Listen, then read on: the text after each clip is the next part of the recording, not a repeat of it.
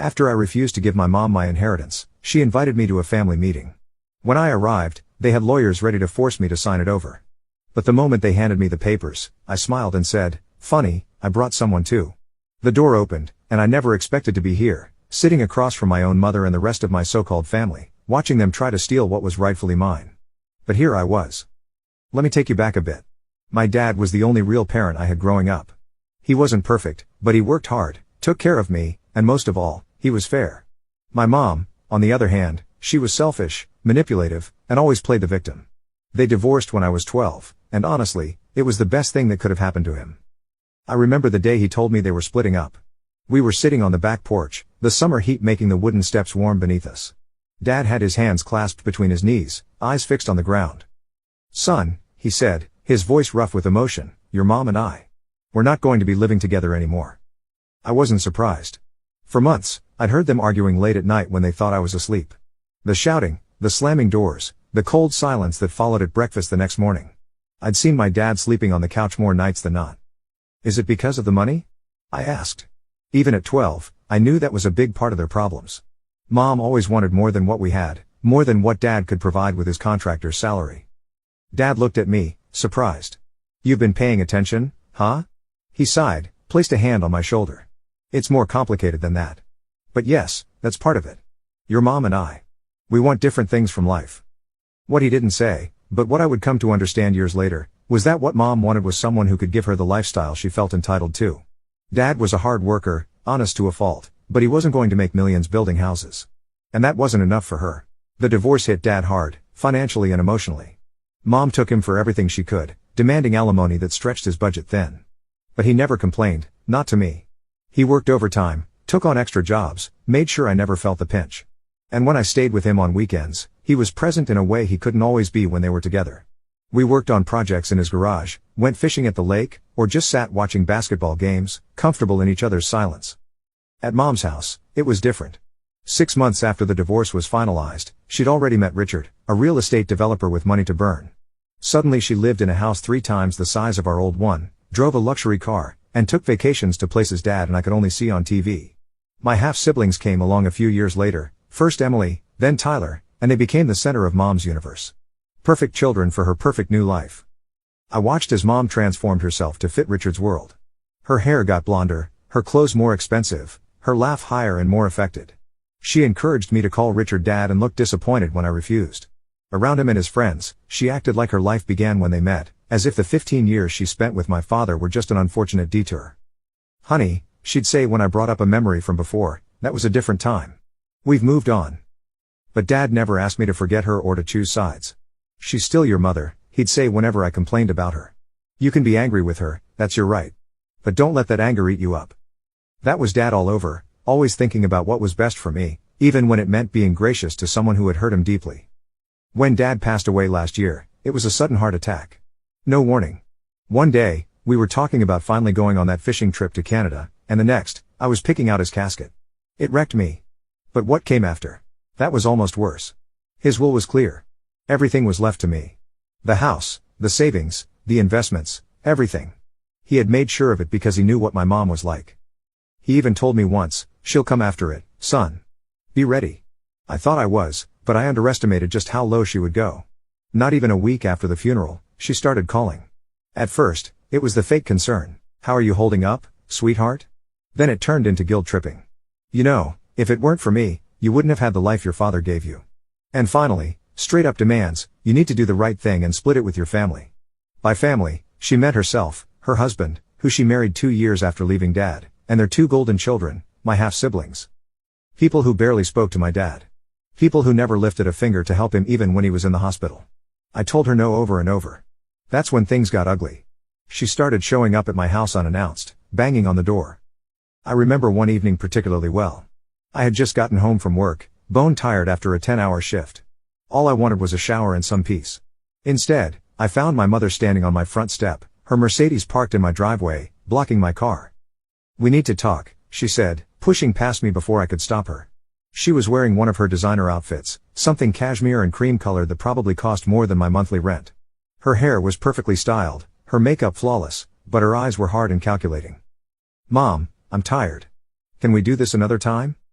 She ignored me, pacing my small living room like a caged animal. This has gone on long enough, don't you think? It's been 3 weeks since the funeral. Time to be reasonable. Reasonable? I echoed, feeling my temper rise. Like you were reasonable during the divorce? Taking everything you could from Dad? Her face hardened. That's ancient history. This is about now, about what's fair. Fair would have been you and your perfect new family visiting Dad in the hospital when he had his first heart scare last year. Fair would have been returning his calls on his birthday. Fair would have been showing him an ounce of respect after everything he did for you. She flinched, just slightly, then recovered. Your father made his choices, and I made mine. That's water under the bridge. But this inheritance? That affects all of us. No, I said firmly. It affects me. Dad left it to me because he wanted me to have it. End of story. Her expression changed then, softened into something that might have looked like genuine concern to someone who didn't know her. Honey, I'm worried about you. All that money, all at once. It's a lot of responsibility. You're young, you could make mistakes. I almost laughed. I'm 32, Mom. Not exactly a kid. You'll always be my baby, she said, reaching out to touch my cheek. I stepped back, and something flashed in her eyes, anger, frustration, I couldn't tell. Think about what your father would want. He'd want you to share with your siblings. No, he wouldn't, I said flatly. He would want exactly what he put in his will. For me to have what he worked for. What he saved for. What he planned for. Her face went cold then, all pretense gone. You always were stubborn, just like him. Fine. Do what you want. But remember, family is forever. You're choosing money over blood right now. That's rich, coming from you, I replied, walking to the door and holding it open. Wasn't that exactly what you did when you left? She stormed out without another word, but I knew it wasn't over. My mother never gave up easily, especially when money was involved. When I stopped answering her calls, she had my half-sister leave long, dramatic voicemails about how I was tearing this family apart. Then came the threats. She claimed she would contest the will, that she would drag this through the courts for years. I held my ground. Then out of nowhere, I got an invitation to a family meeting. That should have been my first red flag. My family never met for anything unless it was to cause drama, but something about it felt different. The wording was off, too formal. I almost didn't go. But then, something in my gut told me I needed to see what they were up to. The invitation came on thick cream stationery, the kind you'd use for a wedding announcement. The Hanson family requests your presence for an important family discussion, it read, followed by a date, time, and my mother's address. At the bottom, in smaller print, regarding the estate of William Jensen. Using my father's full name like that, so impersonal, made my blood boil. To them, he wasn't a person, he was an estate, a collection of assets they felt entitled to. I called my best friend, Mike, that night. We'd been close since college, and he'd been a rock through Dad's death and everything after. They're planning something, I told him, pacing my apartment. I can feel it. So don't go, Mike said simply. You don't owe them anything. But if I don't show up, I'll never know what they're trying to pull. Mike was quiet for a moment. Then go, but be prepared. And maybe bring backup. That got me thinking. Dad had always trusted his lawyer, a straight-talking woman named Patricia Ramirez who'd helped him set up his will and handled his business affairs for years. I'd met with her after Dad died, and she'd been clear about everything. The will was solid, my mother had no claims, all the paperwork was in order. I called Patricia the next morning and explained the situation. She listened without interrupting, then said, "This sounds like an ambush. If you're going, I'm coming with you. But don't say anything about me beforehand." "You think they're that serious?" I asked, surprised by her immediate offer to help. "Your father was very clear about his wishes," she replied. "He also warned me about your mother. Said she'd try something like this if he died first. I promised him I'd make sure his will was respected." The day of the meeting, I felt sick to my stomach. Patricia and I agreed to arrive separately, me right on time, her a few minutes later, once the meeting had started. As I drove to my mother's house, memories flooded back. The few awkward holidays I'd spent there as a teenager. The way Richard would talk down to Dad when they had to interact for school events. The constant comparisons between me and my half-siblings. I parked on the street rather than in the driveway, giving myself an easy exit. Taking a deep breath, I walked up to the house I'd never felt welcome in and rang the doorbell. When I walked into my mom's house that day, I knew immediately that I had walked into an ambush. The living room had been set up like some kind of courtroom. My mom sat in the center next to her husband, smug as ever.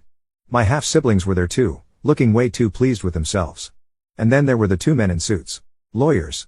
I didn't even get a hello. One of the lawyers stood up and said, "We're here to discuss the proper distribution of your father's assets." I almost left. "Proper distribution?" He handed me a thick stack of papers. "This is a revised agreement. It outlines a fair division of the inheritance among all immediate family members. I flipped through it. They wanted me to sign over 75% of everything. The house, the savings, even my dad's car. I looked up at my mom. You have got to be kidding me. She sighed dramatically, like I was some disobedient child. This is the best solution for everyone. You don't need all of it. Be reasonable. Reasonable? They wanted to take everything my father worked for, everything he left for me, and they thought I would just roll over and let them. I took a deep breath and smiled. Funny, I said, tossing the papers onto the coffee table. I brought someone too. The door swung open, and in walked my lawyer. But not just any lawyer, my father's lawyer. The one who drafted his will. The one who knew every single legal safeguard my dad put in place to prevent exactly this from happening. My mom's face went pale. Her husband shifted uncomfortably in his seat. My lawyer didn't waste any time. She picked up their so-called agreement and flipped through it. Then without looking up, she said, "This is cute. Illegal, but cute." One of the other lawyers cleared his throat. "We believe that given the circumstances, a redistribution." My lawyer cut him off. "Let me stop you right there. The will is ironclad. Any attempt to contest it will be laughed out of court. And if you so much as try to coerce my client into signing away his inheritance, we will press charges for fraud and attempted extortion." Dead silence. Then, my mom's voice, sharp and desperate, "You wouldn't do that. You wouldn't take your own mother to court." I looked her dead in the eye. "Try me." The room was silent. No one dared to move. My mom, who always had something to say, just stared at me like she didn't recognize the person in front of her. My half-sister, usually full of fake sympathy, suddenly looked like she wanted to sink into the couch. My stepdad? He was gripping the armrest so hard his knuckles had gone white. Then, the lawyer sitting next to my mom cleared his throat. "There's no need for hostility. We're just trying to come to a mutual agreement." Mutual agreement, my ass. I folded my arms and leaned back in my chair. A mutual agreement would have been talking to me before you had a lawyer draft up a document that steals what's mine. My lawyer flipped the contract shut and dropped it onto the table. "This document wouldn't hold up in court for 2 seconds. And if you think my client is signing anything today, you're out of your minds." My mom exhaled sharply. "This is ridiculous." I turned to her. "No. What's ridiculous is you trying to manipulate me into handing over everything my dad left me." Her voice turned sharp. "He didn't leave it to you because he loved you more. He just didn't think things through. You don't need all of it. Your siblings deserve their fair share." I clenched my jaw. My siblings? You mean the 2 people who barely even acknowledged Dad existed? The ones who never visited him in the hospital, never called him on his birthday, never lifted a finger when he was sick? They don't deserve a damn thing. My half-brother, who had been sitting quietly in the corner this whole time, suddenly snapped, "That's not fair. We weren't close to him because he never tried with us. He always favored you." I turned to face him. "You mean the man you called a washed-up loser the last time he asked you to come over for Christmas?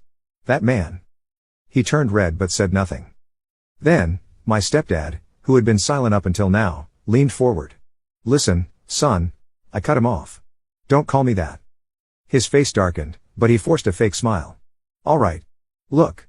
We can all sit here and argue, or we can find a way to make this work for everyone." My lawyer smirked. "Oh, we have found a way to make this work. It's called following the will." Then my lawyer reached into her briefcase and pulled out a folder. She slid it across the table toward my mom's lawyer. "That contains a full legal breakdown of the will, copies of my client's rights, and a cease and desist order. If you or your clients continue harassing my client for money, we will pursue legal action." My mom's lawyer flipped through the pages, his face growing more serious by the second. That's when my mom snapped. She stood up so fast her chair nearly tipped over. "You would do this to your own family?" I looked up at her. "You stopped being my family the moment you tried to steal from me."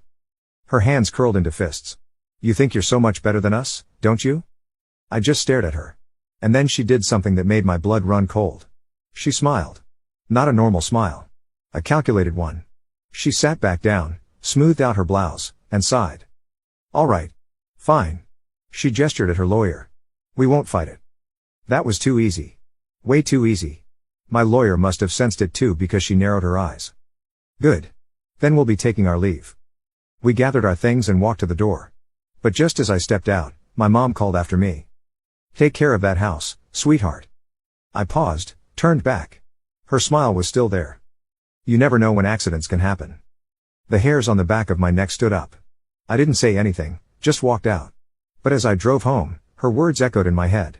Something wasn't right, and I was about to find out just how far my mother was willing to go. In the car, Patricia looked over at me, concern etched on her face. That was a threat, she said bluntly. You heard it too, right? I nodded, my hands tight on the steering wheel. She's never been one to lose gracefully. Document everything from now on, Patricia advised. Any calls, texts, emails, save them all. If she shows up at your place, record it. If anything happens to the house or your property, report it immediately. You think she'd actually do something? I asked, though I already knew the answer. Patricia's expression was grim. Your father thought so. That's why he made sure the will was airtight. He was protecting you, even after he was gone. That night, I sat in my apartment surrounded by Dad's papers, insurance policies, bank statements, property deeds. Everything was in order, just as he'd left it. I found myself looking at a photo of us from my college graduation.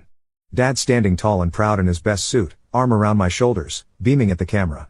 Mom hadn't bothered to show up that day, claiming Emily had a dance recital she couldn't miss.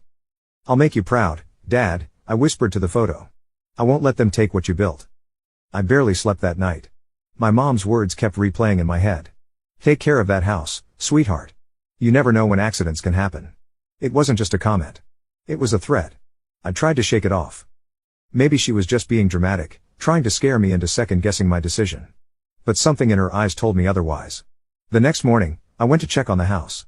I hadn't moved in yet, too many memories, but I planned to eventually. It was still my dad's place, and the thought of someone else living there felt wrong. I pulled into the driveway and immediately felt my stomach drop. The front door was wide open. I knew for a fact I had locked it.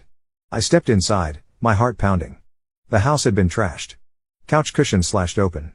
Drawers pulled out and dumped onto the floor. My dad's framed photo shattered. And in the middle of the living room, written in red spray paint across the wall, was one word: thief. I clenched my fists. I didn't even have to guess who was behind this. I pulled out my phone and called the cops. While waiting, I checked the rest of the house. The damage was bad, but nothing seemed stolen. This wasn't a robbery. It was a message. Walking through the wreckage of Dad's home felt like a second loss. Every broken picture frame, every slashed cushion, every upended drawer was a violation. In his bedroom, I found the closet ransacked, his clothes thrown on the floor, some of them cut to pieces. His toolbox in the garage had been emptied, hammers and screwdrivers scattered across the concrete.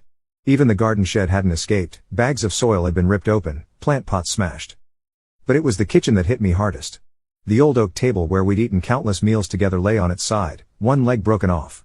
And the refrigerator door stood open, the family photos and notes that had been held by magnets now torn to confetti on the linoleum floor. I knelt down, picking up the fragments, and found a piece of a photo from my high school graduation. Just Dad's smile in one eye, the rest of it gone. That's when I felt the tears come, hot and sudden. I wasn't just crying for the damage. I was crying for the hatred behind it, the pure spite that would drive someone to destroy not just things, but memories. When the police arrived, I told them everything. The threats, the inheritance battle, the so-called family meeting. The officers took notes, asked a few questions, but I could tell they weren't going to do much. Without security footage or witnesses, it's hard to prove who did this, one of them said. I almost laughed. Like I didn't know exactly who was responsible. I filed the report anyway. If nothing else, I wanted it on record. Then I did something I knew my mom and her little army of thieves wouldn't expect. I installed cameras. And not just a couple of cheap ones, I went all in. High definition, night vision, motion-activated cameras covering every possible entrance. The front door, the back door, the garage, even the hallway inside. Then I waited. Sure enough, they couldn't help themselves. After the break-in, I couldn't bring myself to leave the house vulnerable. I called in sick to work and spent 3 days cleaning up the mess, repairing what I could, and installing the security system. Mike came over to help, bringing tools and takeout, not asking questions when I fell silent for long stretches. You should press charges, he said as we repainted the wall where thief had been sprayed. With what proof? I replied. The cops already said they can't do anything. Then move, he suggested. Sell this place, take the money, and go somewhere they can't find you. I shook my head. That's exactly what they want. For me to give up. To run away. I dipped my roller in paint with more force than necessary. This was Dad's house. He loved it here. I'm not letting them win. Mike looked at me for a long moment, then nodded. All right. Then we fight. But smart. That night, after Mike left, I sat on the newly repaired porch steps, looking out at the quiet street. Dad and I used to sit here on summer evenings, drinking beer and talking about everything and nothing. This house wasn't just bricks and wood. It was a testament to his life, his work, his love. I wasn't about to let it go. The next day, I called Patricia again and updated her on what had happened. She wasn't surprised but was clearly alarmed. This is escalating, she said gravely. Have you considered a restraining order? Would that even work? I asked. They'd just deny they were here.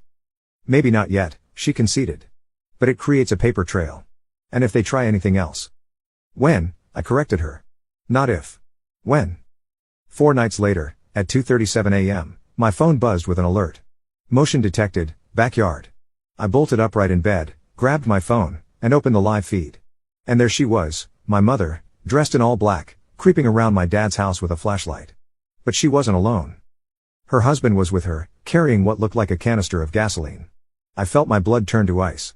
I hit record on the camera feed and called 911. 911? What's your emergency? My mother and her husband are trying to burn down my house. The dispatcher asked for details, but I barely heard her. I was too busy watching in shock as my own mother handed her husband a lighter. Then, the sirens started. They must have heard them too because suddenly, they panicked. My mom yanked the canister from his hands, and they both took off running toward the street. But it was too late. The cops got there before they could escape. I watched through the camera as my mom screamed at the officers, trying to spin some story about how they were just checking on the property. But the gasoline in her hand said otherwise. And when the officers checked the canister, confirming it was full of fuel, that was it. They were arrested on the spot. I drove straight there, arriving just as they were being shoved into the back of the squad car. My mom saw me and started screaming. You set me up. You did this to me. I stared at her, my jaw clenched so tight I thought my teeth might crack. No, Mom, I said, my voice calm. You did this to yourself. She lunged forward, but the cops held her back. That was the last time I saw her face to face. But the story wasn't over. Because what happened next? That was the real twist. The cops took my mother and her husband to jail that night.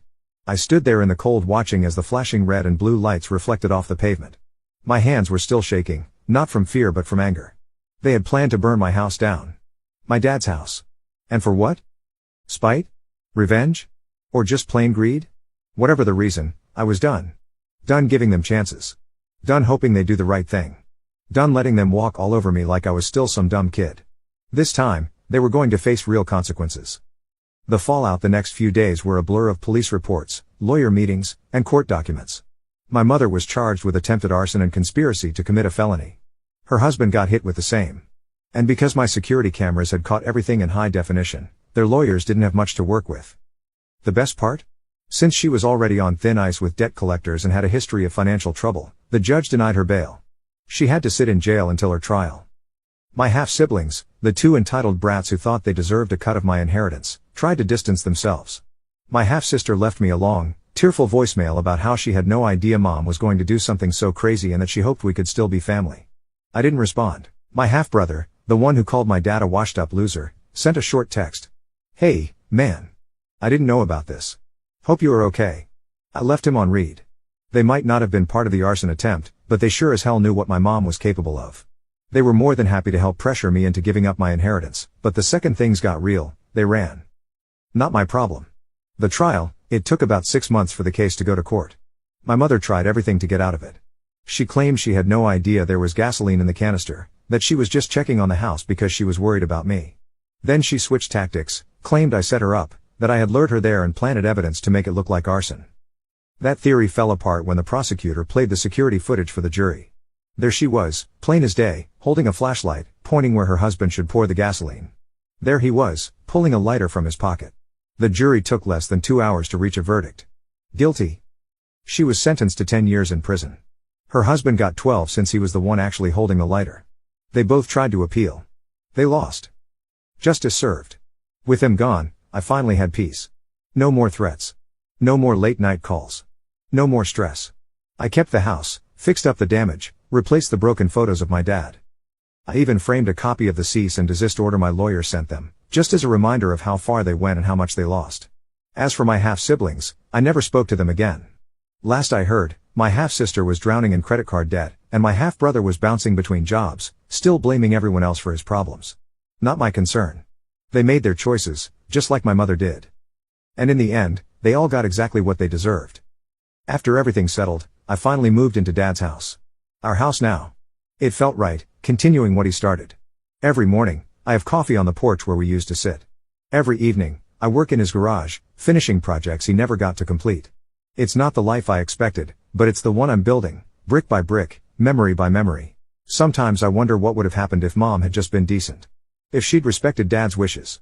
If she'd acted like family instead of a vulture circling his legacy. But then I remember what Dad always said, you can't control what others do, son.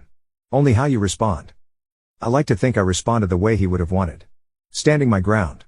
Protecting what he built. And most importantly, not letting bitterness consume me the way it consumed her.